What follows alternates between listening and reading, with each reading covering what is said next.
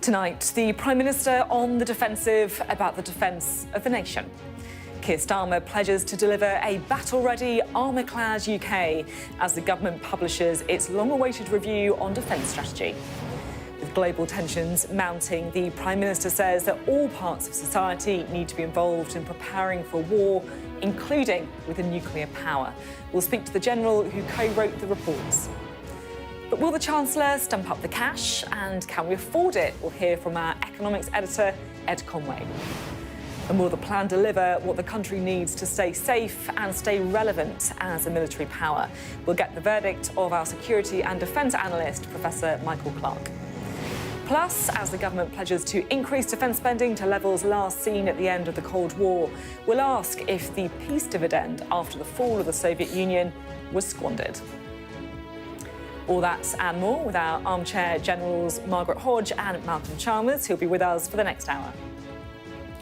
It's Monday, I'm Sophy Ridge live from Westminster, and this is the Politics Hub.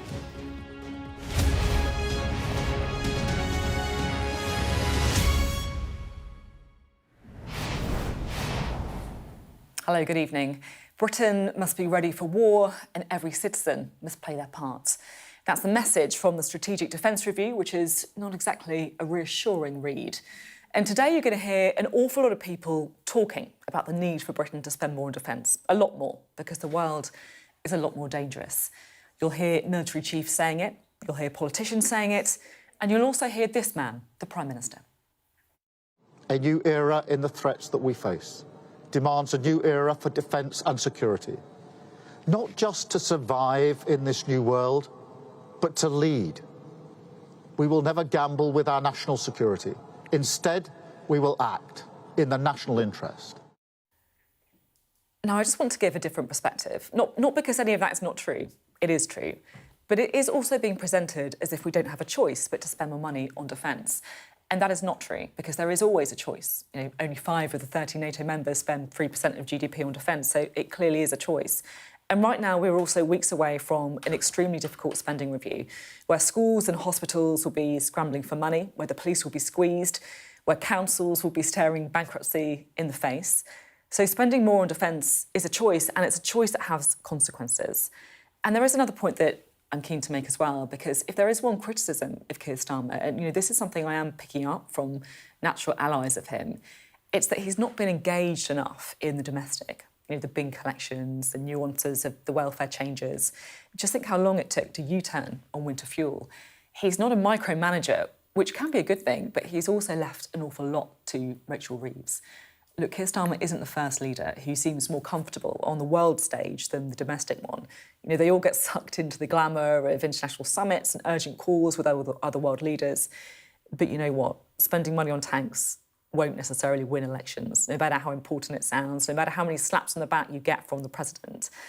I want to make it clear that's just one perspective. I thought it was important to open with it because it's a perspective that could get drowned out today. And you are going to hear other arguments on the show. Our defence editor, Deborah Haynes, has been exploring this story from the military perspective, and her report on the growing threat and how well prepared Britain is to deal with it is also very much worth listening to. The Royal Navy on a training exercise, but the dangers are all too real. The Prime Minister says we're in a new era of threats that requires a different order of response. Every part of society, every citizen of this country has a role to play, because we have to recognise that things have changed. The threat we now face is more serious, more immediate, and more unpredictable. But not so urgent that he's willing to turn an ambition for defence spending to increase to 3% of national income by the next Parliament into a firm commitment. It was a weak spot pounced on by his opponents. The language around the government's announcements is definitely not firm enough. We need to get to 3% by the end of this Parliament. The world is getting more and more dangerous, and a lot of the things which they've announced in this Strategic Defence Review require money. The funding row slightly overshadowed the unveiling of what's meant to be a key piece of work. This review is 140 pages long, containing warnings and solutions. One part describes the potential effects of war on the UK's way of life. This includes attacks on the armed forces in the UK and on overseas bases, air and missile attacks using long-range drones, cruise and ballistic missiles, targeting military infrastructure and critical national infrastructure like power stations. Also, the increased possibility of sabotage and cyber attacks. On the state of UK defence, the review says it's an organisation that is not currently optimised for warfare against a peer military state. It made recommendations, though, saying, with rapid advances in technology driving the greatest change in how war is fought for more than a century, the UK must pivot to a new way of war. The team that led this review say it's about so much more than rebuilding the armed forces. It's about transforming the mindset of the country so that everyone is prepared for war. One of the reviewers described this as the most profound change to UK defence in 150 years. Whether or not that's the case, though, depends on what the government and all of us do next. Being prepared was second nature during the Cold War. But is the UK willing once again to return to a war footing? Deborah Haynes, Sky News. Which does sound very good.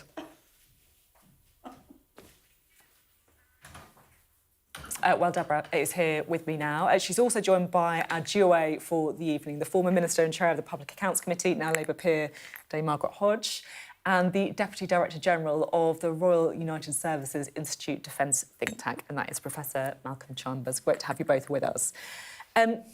Debs, to you first, because I'm really interested in your thoughts on this, because I'll be honest, I come at it from quite a political perspective, right, on the kind of Westminster choices, the difficult decisions that are coming up. But every time I talk to you, or if I talk to one of the defence military chiefs, it does really bring it home how the world has changed. Yeah, so it's really good to hear your perspective as well in terms of how it is about choice. And that's why we have the luxury of living in a democracy, is that we have the freedom of choice. And it was a choice at the end of the Cold War that successive governments took when the Soviet Union collapsed to switch funding in defence into peacetime priorities like health, welfare, economic growth. And then over that time, over those decades, the world has changed, but also we as a society have evolved. And so the people in charge during the Cold War had either lived through the Second World War or their parents had fought, died in the Second World War. They understood what existential threat meant. And therefore, they accepted the architecture of the Cold War, which required this level of spending on defence and also national resilience. It wasn't just the armed forces. The whole country was more prepared. We've lost that currency.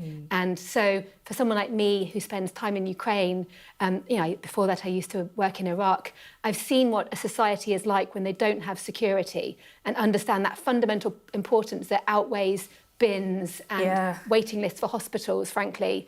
If you don't have security, nothing else matters. And do you think that is realistic for the UK? Because you talk about places like Ukraine, which our viewers will be very familiar as well, but it still can feel quite distant from our lives. Exactly, and that's where the evolution of the threat is so important to look at. Threat is it's described as capability plus intent. Russia has clearly the capability to inflict harm on the UK from a distance. We see the drones, we see the missiles launched at Ukraine every day. No one knows what the intent might be of Vladimir Putin. There's an unpredictability there. But given that the UK is such a forward-leaning nation when it comes to supporting Ukraine, to standing up to Russian aggression here in this country and across Europe, we are a prime target for Russian rhetoric that we hear. And therefore, capability plus intent equals threat. And that's why you're hearing this significant change in the language from people, military chiefs in the UK and across Europe. It's really interesting. Let's bring in our panel as well, shall we? Margaret, do you think Keir Starmer's got this right? Yes, I do. And I just add to the threat. I mean, it is quite interesting. I think there is the first duty of any government is to ensure security. And when you talked about choice, I sort of thought, well, we haven't got a choice, really. We've got to ensure that our people are secure. And there are other things that change. There's the threat of Russia. There's also the change in the way that we engage in war. I mean, God knows what those Russian submarines are doing to our communications infrastructure and those sort of things that we worry about. And there's the change in America, which I think is really also important. So we've clearly, Trump is withdrawing from his Americans' commitment to helping to sustain security in Europe. So we've got to react to all that. And then after all that, we've actually, the whole thing has been hollowed out. So, you know, the actual number of people in the army, in all the forces have been hollowed out. The investment in infrastructure has been hollowed out. So there's an overriding duty which limits our choice. That's how I put it. Malcolm, do you have a choice? Yes, we always have choices in terms of spending priorities and everything else. I think it's important to remember the period after the end of the Cold War wasn't a military vacuum. I think there's a danger now in thinking the armed forces did nothing during that period. They did a lot. We were using our armed forces in Iraq on several occasions, in Afghanistan and Libya and elsewhere. What the review, I think, has brought home rather clearly is that the threat we're now facing is much more a direct one to us in Europe. And we've had a period, perhaps because of the luxury of the post-Cold War period, of using our armed forces in a rather discretionary way in operations, most of which, in the end, weren't that successful. But we could pull out of Afghanistan, or we could pull out of Iraq, and there was a bit of humiliation involved. But in the end, we were as safe as we were when we went in. That's not the case here. So I think Deborah makes clear that we're in Europe. We're a European power. We're facing a really serious threat to NATO. And actually, the United States is not a European power. The United States, under this administration, is clearly viewing the threat from Russia in a rather different way, which makes people here feeling more exposed. It's really... Deborah, you've been doing a podcast that I am absolutely fascinated by. It's all about wargaming, what would happen if there was, you know, a Russian attack on the UK. Has it kind of changed the way that your perspective on things like today? Yeah, I mean, it was such a fascinating experience because as a journalist, you know, I live and breathe defence. I first went to Iraq in 2004 as a much younger correspondent, didn't understand at all the reality of war, and then through the years spent time in Iraq and then coming back to the UK and covering defence for the Times, covering multiple defence reviews, covering the war in Afghanistan, the war in Libya, and every time I'd go to these conflict zones, I'd come home and see that people in the UK, you know, they've had the luxury of not having to endure, sustained attacks. And so the complaints and the worries and the concerns of people here were so different to people who are living in war zones. And you see the threat changing and coming closer to home, especially with Russia's full-scale invasion of Ukraine. And yet there isn't that feeling, you don't feel it here in the streets of the UK so much.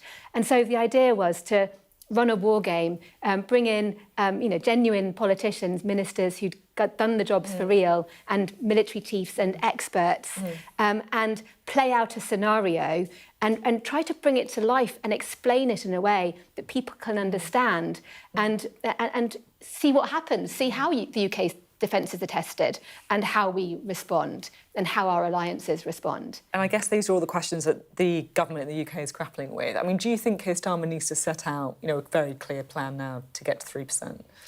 Well, it's ironic, you know, we have now committed to 2.5%. It's going to be something like 14 billion extra going into defence. Yeah. That's a lot of money. That's a heck of a lot of money. And if I may say so, as chair of the Public Accounts Committee, I worry a lot about whether or not they're going to spend that money wisely. This is very interesting. I want to unpick that thought with you later. That is a good point. You know, let's get there first. I mean, actually, interesting enough, on personnel, well, I was looking at the figures because I was coming on this programme tonight. We kept the personnel figures up until about 2010, and you know, probably because of Iraq and Afghanistan. And it's only since 2010 that it's been hollowed out. So I think what he's doing there, you know, investing 10,000 military homes are unfit for human habitation. That is just shocking. That is a real hollowing out of support for the public services. So putting that right, actually trying to recruit more people, and I think there's a cultural issue. I don't know if Deborah agrees with me about this, but misogyny in the armed services is a real problem. And if you want to encourage people to come, not only have you got to give them a decent home, you've actually got to look after them. And the final thing, the armed services got the biggest pay rise they've had in 20 years. All that is the beginnings of rebuilding. One thing I often say, it's dead easy to cut. It's really hard to rebuild. So let's rebuild to the 2.5%. I have no doubt we'll probably have to get to 3%, but let's do that first and do it well. The spending is so important. And what kind of priorities do you think we should be having then? Well, it's really across the board. But I think one of the big priorities which the SDR identifies, with which I would agree, is there's got to be a technological transformation. Ukraine illustrates that major power war is a real threat to the UK, but it also shows that war is fought in a quite different way today than it was in the past. References to how big the army was 200 years ago are quite irrelevant. It's not the number of soldiers that will win a war. It's having the most modern, well-equipped army and joint force. But also what we've seen in Ukraine is actually boots on the ground. So, I think pre-Ukraine, I'd have said, well, it doesn't really matter if there are fewer people in the armed services. Now, having watched Ukraine, and I'm not the expert that you are, but I do sort of feel actually having enough people in our three services united in the way that is expected, I think is really important. A lot of these conversations to be had by everyone. Thanks both very much indeed, and thank you very much, Deborah, as always too. Well, earlier, just before coming on air, I spoke to one of the authors of the Strategic Defence Review, General Sir Richard Barrons. Let's listen. Thank you so much for being on the programme. It's great to have you here. There's been an awful lot of noise, a lot of discussion about this review, which of course you co-authored, lots of people chiming in. So as one of the people who actually wrote it, firstly, I'm just very keen to get your assessment of the threats faced in the UK and what the UK government needs to do in response to it. So it's a really good thing that people are interested in this review because it's very unlike its predecessors. I mean, the first thing is we describe how we're in a new era of much greater risk and danger to the UK, and that's beyond military risk. This is a risk to our security and prosperity, our values, our way of life and the conduct of our daily national life. So that's quite unlike the experience of the last generation or so. So we need to take that seriously. And I guess the second thing is most people have in their heads a vague idea of what an army, a navy or an air force is, and that's because they've seen it in a film or they have relatives who've served. But we are talking about being ready for war and therefore to be able to deter in the 21st century. And that's going to change as much as everything else is changed by the digital age, by robotics and autonomy and data and AI and precision missiles and that kind of thing. So we're setting out a really different prescription about how to do defence to keep us safe. I guess I just want to phrase this very carefully because there will be some people listening to you talk about being in a new era, a new level of risk and think, we're a member of NATO, we've got a nuclear deterrent, we've got a sea around us. How at risk really are we? Is this the same old army bosses asking for more money again? So the army I joined was in the Cold War, and most of my time in uniform was in the post-Cold War era, and there was the single superpower, the US, and the Soviet Union had eventually melted away. Nobody in Europe felt that there was a state-level risk to our way of life. And now we live in a different world. The US is changing course a bit, much worried about the Indo-Pacific. We're dealing with Russia, who thinks it's at war with us already. And Russia thinks it's at war with us already? Yes, so President Putin is clearly taken the view that we, the West, are at war with Russia and mean Russia harm. Now, we actually don't believe that, but he is behaving and his agents are behaving on that basis. So do you think we need to be more frightened, I guess, of Russia than we are at the minute? So this is a really long-term look. So right now, we should be very concerned about the potential for countries like Russia, and there are others like North Korea and Iran, and how they might try and affect our daily national life. So this would be a cyber attack or taking down our power or water or just intruding into our social media and giving everyone the wrong view. That's at one level. And then the level which I think people are less keen to acknowledge is and you look at the damage done to places like Kyiv by missiles and air attack, those are the same missiles and bombs that could do the same damage to London or Birmingham or Liverpool and Newcastle if we don't take steps to deter that. So we should genuinely, you think, be prepared. I'm not saying you're saying that this is going to happen in the near term or might not happen at all, but we should be prepared, you think, for missile strikes on UK soil. So we should absolutely be prepared to exist in a world where things like precision missiles can range the UK and do great harm. That you're absolutely right. That is not to say it's about to happen or imminent, but in terms of the capability, a cruise missile is only 90 minutes away from UK. And what do we need to do in terms of our response then? So the first thing we need to recognise is that, unlike the last 35 years, the UK homeland is part of this picture, and we have responsibilities to NATO for our national resilience. So part of this is the things that the armed forces do, like air defence and protect our seas and the access of trade to our ports.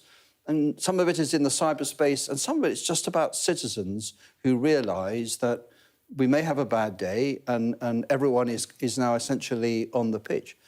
Second thing is maybe recognise that the UK, being a medium-sized power, finds its security in NATO with friends. So the review is really heavy on NATO first, and NATO is 32 nations, and bound together, we're much stronger than when we're on our own. I mean, it does feel like, I guess, the kind of shadow of Donald Trump's looming over it as well. Is this, and the fact that, America, as you said, kind of changed their priorities, withdrawn, if you like, as the kind of world's policeman in many sense.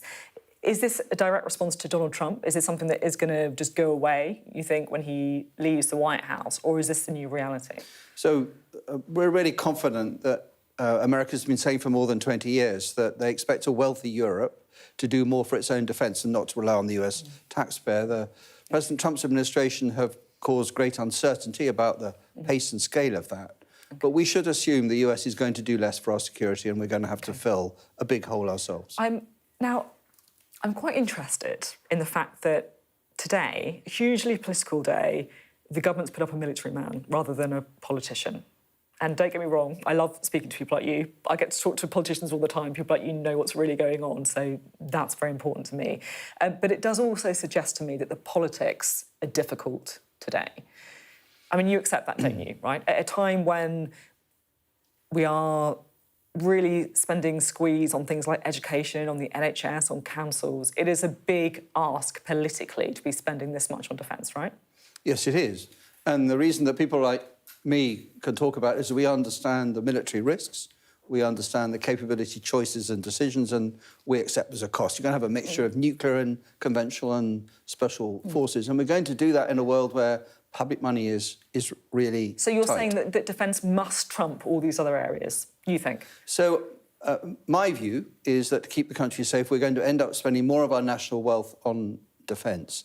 I think it's a conversation that every citizen in the UK should take part in to make a judgment about what we have less of. Because if we're not going to tax or borrow anymore, and that does seem unlikely, then every pound that we find to spend more on defence over the next 10 to 20 years is probably a pound we're not spending on something else we might like rather more. These are really tough decisions. But the fact is, if we spend 3%, as is the current intention, by the early 2030s on our defence, and by doing that we deter fighting a war, then just look at Ukraine, because if you fail to deter and you end up fighting, I mean, I guess, you say that for other departments as well, right? Spending money on education now, for example, deters, saves us money in the future.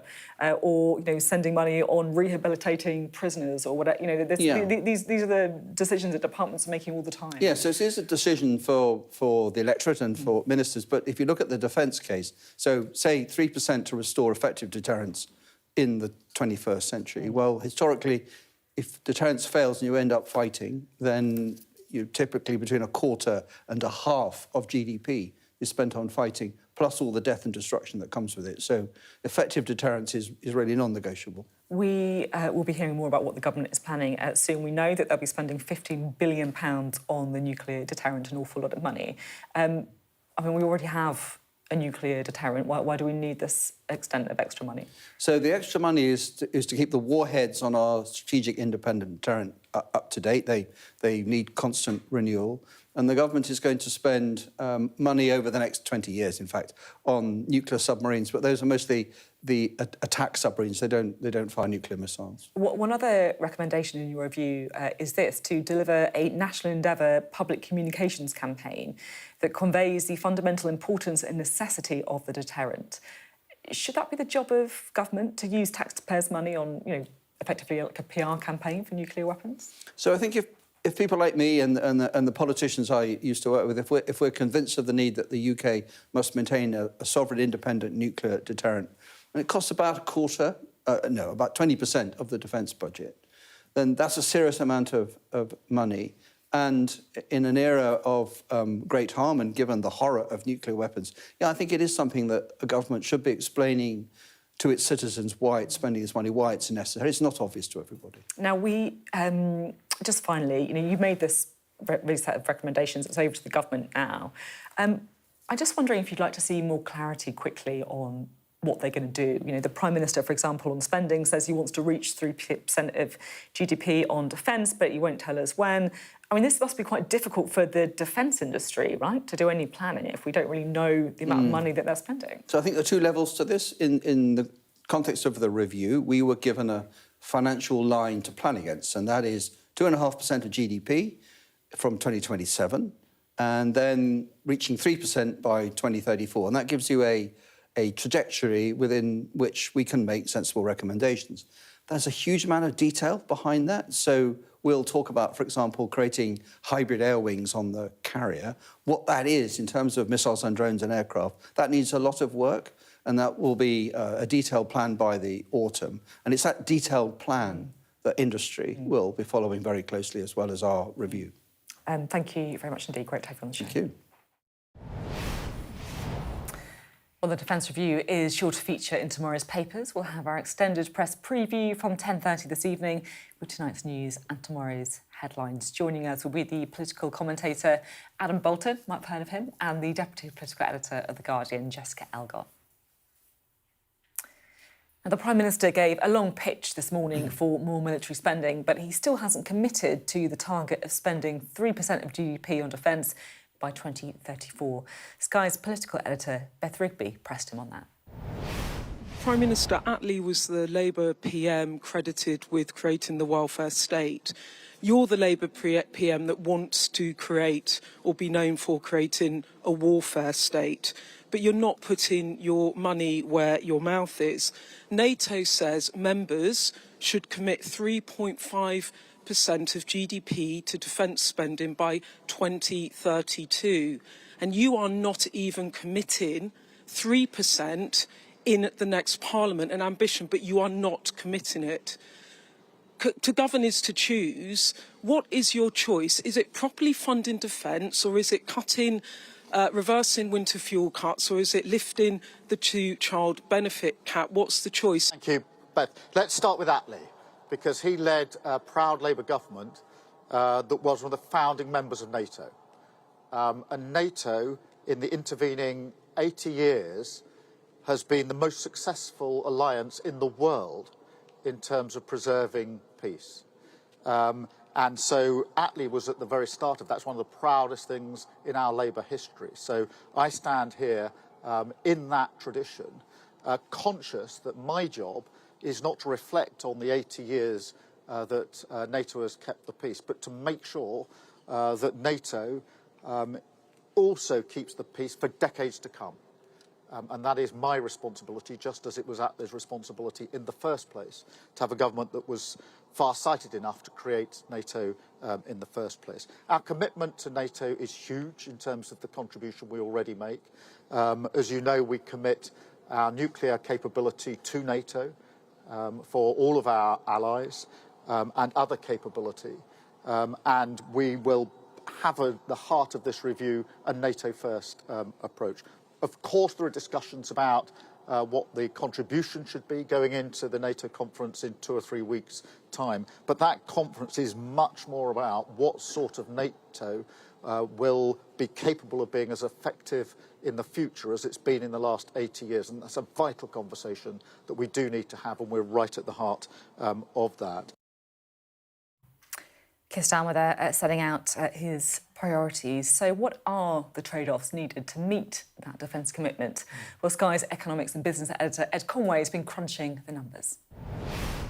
When it comes to defence spending, there's all sorts of numbers, as you'll see in a moment. Perhaps the most important one to focus on, though, is this. 2% of gross domestic product. That's the amount of spending that NATO has said for a long time that governments need to get up to. And when you look at kind of how much spending there is, this is the latest year, you can see the UK is just above that. Look, the UK, 2.3% of GDP. And you've got other countries, like, for instance, the US. There's the biggest spender of all. You'll see that in a second. And actually, Poland, as a percentage of GDP, so it's a percentage of the total amount of income across the economy, 4.1%. That's the biggest. But recently, NATO said, look, that should really be higher, 2.5% of GDP, and the UK has committed to that. But even more recently, Mark Rutte said maybe it ought to be about 3.5% of GDP. And if it's 3.5% of GDP, then basically no one apart from maybe Estonia, but really Poland, is over that line. But I said that this is looking at the percent of your total national income that you're spending on defence. What does it look like if you're just looking at the physical, the amount of cash you're actually spending? And the short answer there is, have a look at this.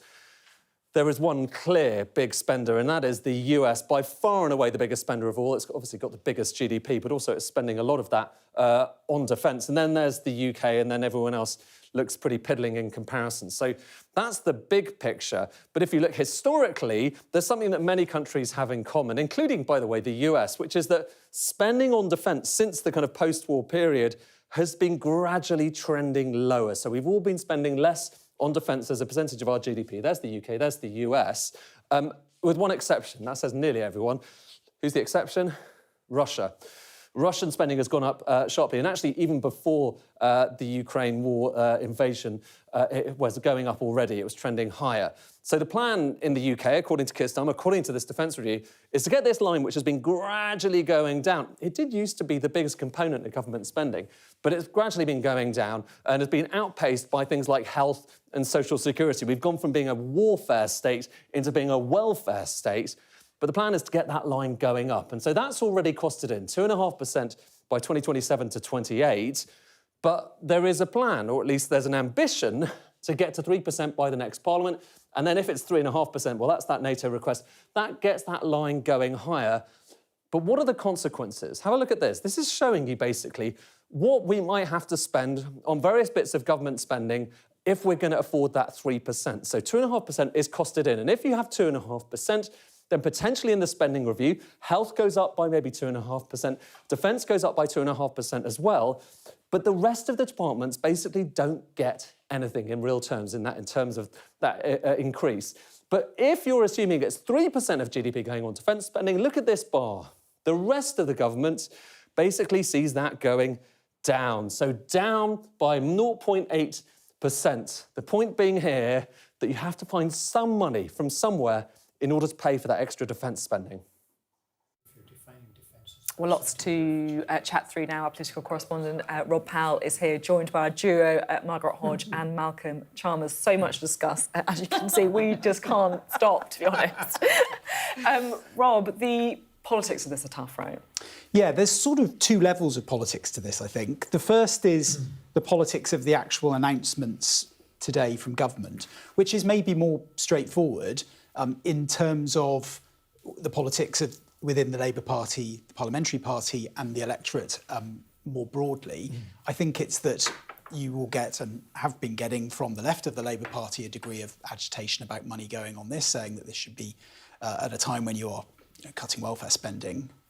Spending on defence is, as they see it anyway, should be further down the list of priorities. That's quite a straightforward left-wing Labour MP argument, I think. I think when you move it out to the electorate at that level, it maybe gets a little bit more tricky. I think that the government has been trying to sort of tell this as a big national story and talk about trying to land this message of really a big changing threat. Now, talking to people that go out campaigning, have been campaigning in by-elections and local elections, they're a little bit sceptical about whether that can be landed as a political message with voters. And I think what it comes back to is sort of what you and Deborah were talking about earlier. Can you feel the threats when you're walking around? And one person that's done a lot of campaigning in the local elections and the by-election up in Runcorn said it's an easier message to land, say, if you were in Scandinavia and you've got Russia on the border. Yeah. It's tougher to land when it feels so far away. You look at Ed's chance and, it's no surprise that Poland is, spending an awful lot about defence, right? This all comes into it as well, doesn't it? No, I think that's right. I think it's significant, isn't it, that when the government decided to move from 2.3 to 2.5% of GDP, they funded it by cutting aid entirely because they felt they could sell that in the end public support, where it counted for Labour, really wasn't that interested in aid, and that was quite cost-free. If you want to go from 2.5 to 3, the choices are much less easy. The aid budget really can't go down much further, so you've got to start cutting into things which people really care about, or you've got to put up their taxes. And I think that's why they're trying to sell this idea of a defence dividend. You've heard that from a few people today. Rather than a peace dividend, defence dividend. This is not just billions of pounds going abroad that you're never going to see the benefit of. This is jobs. It's why the Prime Minister was on the Clyde today launching it, because, of course, it's a historic shipbuilding location. Margaret, I'm really interested in your perspective. You touched on it earlier on the programme, but, as chair of the Public Accounts Committee, you were very much, the kind of spending watchdog in one woman almost, like you were kind of really hot on wasteful spending. And, look, defence spending hasn't always had a great record, I think it's fair to say, right? No, the waste in the MOD was gobsmacking. It was just outrageous. I remember one session we had of the Public Accounts Committee where we literally saw in that one session £8 billion of taxpayers' money sort of ripped up like confetti and thrown away. 8 billion. 8 billion. And then to give you sort of examples, they bought a whole load of earplugs and they didn't work. They bought a whole load of mobile mine detectors and they didn't work, and hundreds of millions of pounds was put away. And then probably the worst was the aircraft carriers. I think that saga went on and on.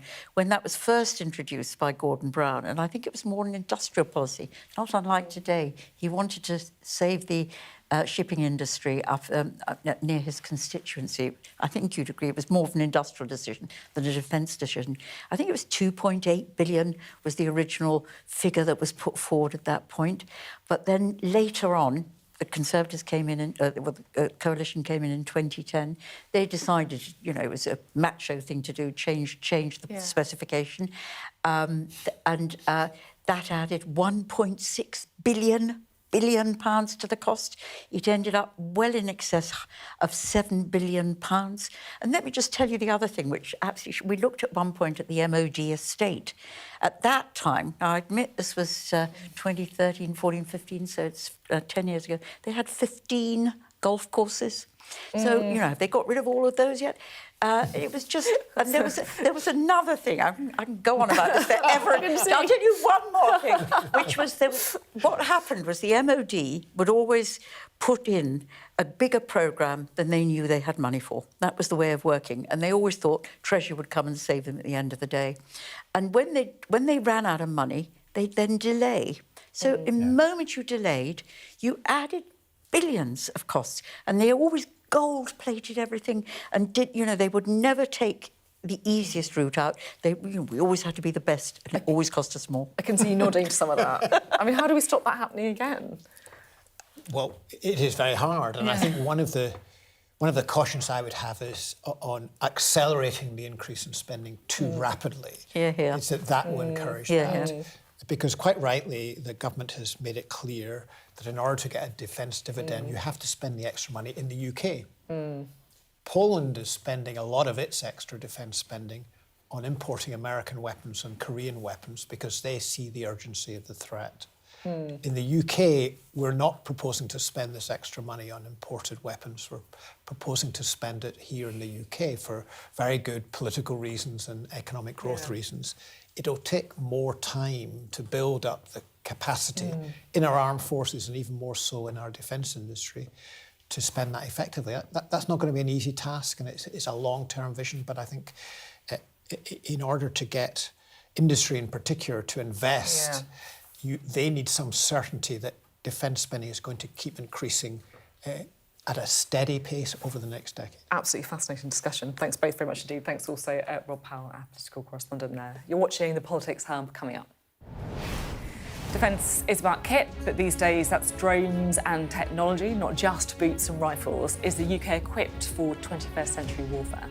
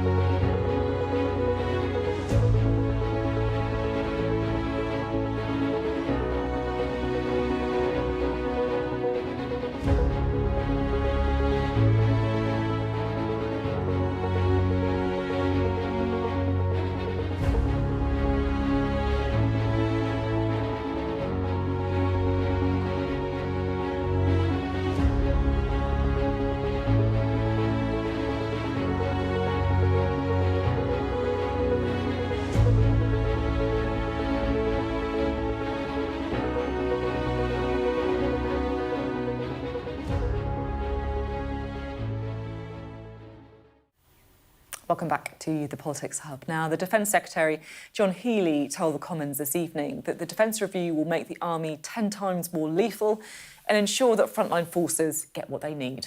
But what do they need? Well, our security and defence analyst Michael Clark has more.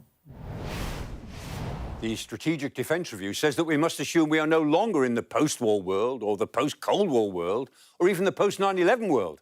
It says rather that it would be safer to assume we are in the pre-war years before some big European upheaval. So we have to be prepared, perhaps quite soon, to fight a real war to defend ourselves and our way of life. Well, can we do it? Let's take a look at some of the Prime Minister's most eye-catching announcements. There'll be 12 new attack submarines to replace the 7 that will be retired by the mid-2030s, and a new one built every 18 months. Now, these are the workhorses of the submarine fleet, and they're particularly important for the defence of the North Atlantic. And this is a production drumbeat that hasn't been felt in the warship building business for many years. 15 billion will be spent on nuclear warhead programmes over a good number of years for the new Dreadnought submarines to maintain Britain's independent nuclear deterrent. And then there are some less eye-catching but very important announcements on building up essential war stocks. 7,000 long-range weapons will be produced, 6 new munitions factories will be opened, £6 billion will be spent on more munitions across the board. And less obvious, but just as important, big money will be devoted to AI, to robotics, electronic warfare, satellites, and all the panoply of sixth-generation warfare. And not least, £1.5 billion will go into service, housing and welfare initiatives in a recognition that none of the above matters very much unless there are enough service personnel and that they're the best they can possibly be. So, how will this leave us in relation to our allies in Europe and beyond? Well, Britain brought France and Germany and the United States into the review process from the very beginning. The UK shares a major aircraft development project with Italy, and Poland has emerged as a big and important military player.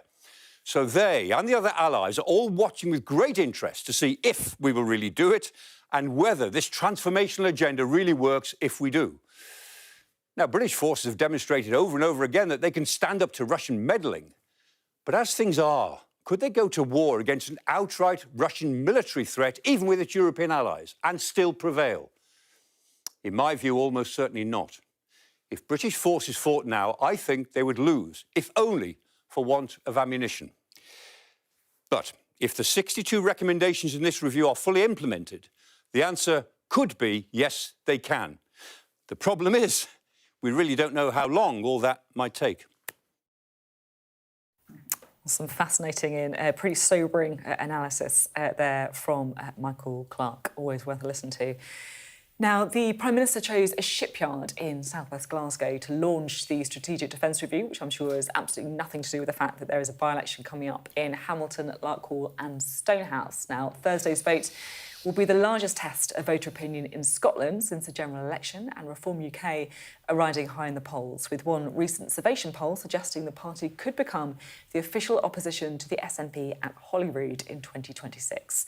Sky Scotland correspondent Conor Gillies caught up with the Reform UK leader Nigel Farage, also in Scotland today.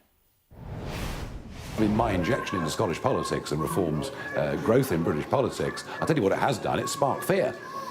Genuine fear amongst the Labour and SNP parties. They're fearful that we're going to start taking their votes. And so they're coming out with insults that we used to get in England. We don't get them in England anymore, and I hope in a year's time we don't get them anymore in Scotland. But you're fueling the fire, are you not, by accusing the Labour leader here in Scotland of sectarianism, and so you're playing a part of this? Well, I think the whole Scottish political class has gone down this route of identity politics, of wanting to divide us into different racial groups. When he says you're not interested in Scotland, well, that's absolutely is he right? No, that's so. I mean, quite frankly, that's just childish. Of course, I'm interested in Scotland. It's like saying I'm not interested in Northumberland or Wales, or it's a ridiculous thing. He says you're trying to exploit people's anger with the current political situation for your own personal gain, to make yourself richer and your friends richer. That's what he says. If I was up for personal gain, I would not have re-entered politics a year ago. All right, I'd be... Are you exploiting people's frustration at the moment? So, number one, there's no personal gain in this for me at all. Am I tapping in to a sense of frustration at failure in Scotland of the education system, failure in Scotland the health system, failure in lots of ways? Yet the SNP are polling as potential winners next year. Well, it's a seesaw at the moment, isn't it? It's a Labour SNP seesaw that's been going on for a few years. I'll tell you what we will do. We will inject a different kind of policy. But what does it say if you can't win next year, yet you're saying the SNP are tired? They potentially would be looking to go into their third decade in power, and you can't take over that. Hang on a second. If I'd said to you a year ago that you and I would be here in Aberdeen talking about a party that's now polling in the 20s in Scotland, you wouldn't have believed it. So we've made very rapid progress. The polls are suggesting that if you become Prime Minister, or the more prominence that you get in British politics, Scottish politics, the more likely it is that there will be another Scottish independence referendum. The support for independence will rise. You are a gift to the SNP. Well, this is what they said in the run-up to the Brexit referendum. If we vote for Brexit, if Farage wins, the United Kingdom won't survive till 2020. The last time I looked at the map, it's still there. And I think there is a degree, there has been a degree, over the years in Scotland, of demonisation about me.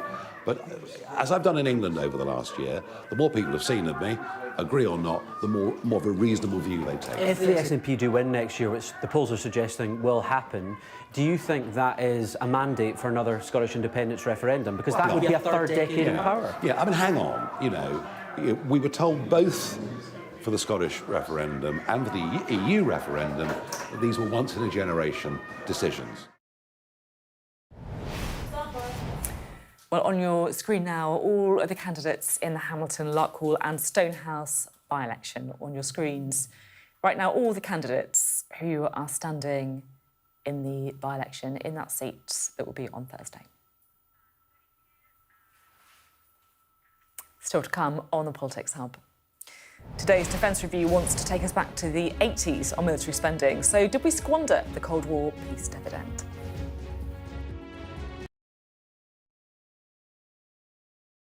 I'm David Blevins, and I'm Sky's senior Ireland correspondent. It takes 60 minutes to cross the Irish Sea. It took the British monarchy a century. I've spent 30 years reporting the journey from conflict to peace. The political parties of Northern Ireland have reached agreement. If there's anyone who might know how to fix Northern Ireland's devolved government, it's the American architect. Changes in circumstance require changes in approach.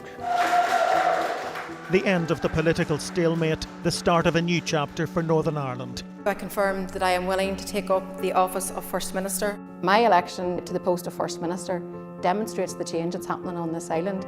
Catholics and Protestants on different sides, now facing the same threat.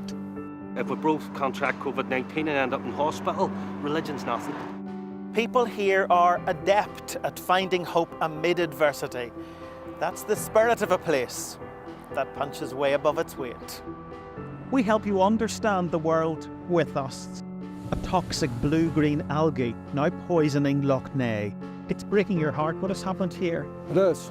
This is a vital resource, a national treasure, now fighting for its very life. They are effectively surrounded by Northern Ireland, and that makes this the most unlikely of international frontiers. If there's hard border, I think it'll cripple the country. Winter is coming. Welcome to Winterfell. It's an iconic location in this globally acclaimed drama. Ophelia was the most powerful hurricane this far east in the Atlantic on record. Sky News, the full story first. Welcome to the world. Our new podcast, starting now. It's very exciting. Every week, we'll be reporting from the world's trouble spots. We get to hold those in positions of power accountable, and we get to ask the questions that the audience, the listeners, want to know about. And that's why it is so important that people tune in, come along for the road, come along for the journey. It'll be fun. Welcome back to the Politics Hub. Now, today's Europe feels a pretty long way from the post-war dividend, peace dividend. But years ago, even after the Berlin Wall had fallen and was being sold in bits of rubble as tourist tat, some still had misgivings. Now, that's not the Berlin Wall falling down, by the way. And they still had misgivings about how enduring peace in Europe would be. Now, at last, we can afford to reduce our forces in Europe. But we mustn't weaken our defence. We must adapt it to meet new threats, to prepare for the unexpected. Danger never sleeps.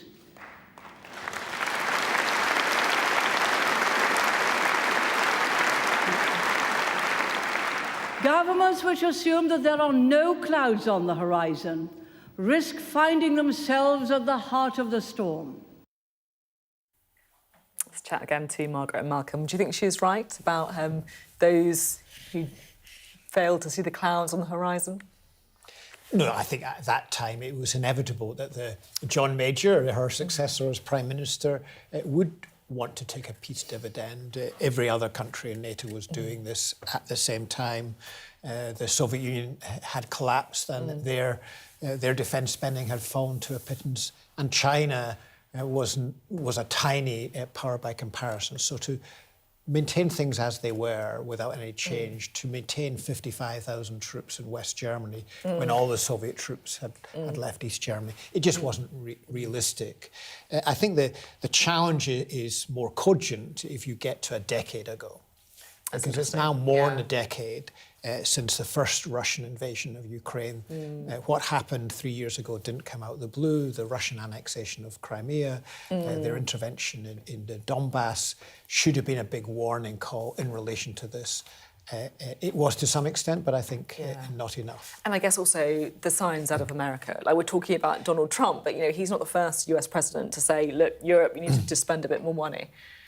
Yeah, I mean, I was thinking about the sort of wider ill that besets Britain, really, is that we always want high levels of public expenditure, including on defence, and we're not willing to pay the levels of tax necessary to sustain those levels of expenditure. So when those decisions were taken after the Berlin Wall was pulled down, it was, in a way, in that context, people expected more on housing, more on education, more on health, and that was an easier way of doing it without thinking through that. And the thing about America, I mean, maybe we waited too long. Maybe we waited too long. We thought, I remember thinking, oh, America will never pull out. You know, they'll always defend us. It's in their interest to do so. And although it's come from presidents of both political parties in the States, it's actually... interesting enough, it's Trump is the first one that you feel, God, maybe he means business. We're going to have to really sort out our own defence here in Europe. That, and actually the first war in Europe since, since the last war. I think that has made a big difference. I slightly wonder, you know, how did people react when there were the poisonings in Salisbury? You know, there have been these sort of things, and I've been dealing with dirty money forever. So Russian oligarchs coming into the UK has been something that has been really, maybe it's just in my mind, but I haven't seen it as peripheral to my politics, certainly for the last decade. But I think Donald Trump is a big change. There is no American president since the war who has taken the position he has on Russia. But we don't know whether he means it. Closer to Russia than he is to Ukraine. We don't know whether he means it. We don't know whether he means it. But he's relatively consistent on this. This is not just one throwaway comment. It's pretty consistent. You have the Vice President backing the AfD in Germany and as against the Christian Democrats, the far-right party there. So I think we have to take seriously, this feels like a revolutionary president in the White House, and we have to respond to that. Really interesting to get both of your perspectives tonight. We've been like a one-theme show, but I feel like we've had a real deep dive into defence, so thanks both very much indeed. Well, that is it from us tonight. I'll see you tomorrow at 7. Up next, it's the UK Tonight with Sarah J. Mee, and then, of course, you've got the World with Yalda Hakim at 9 p.m. But I will see you tomorrow here at 7 p.m. Good to see you.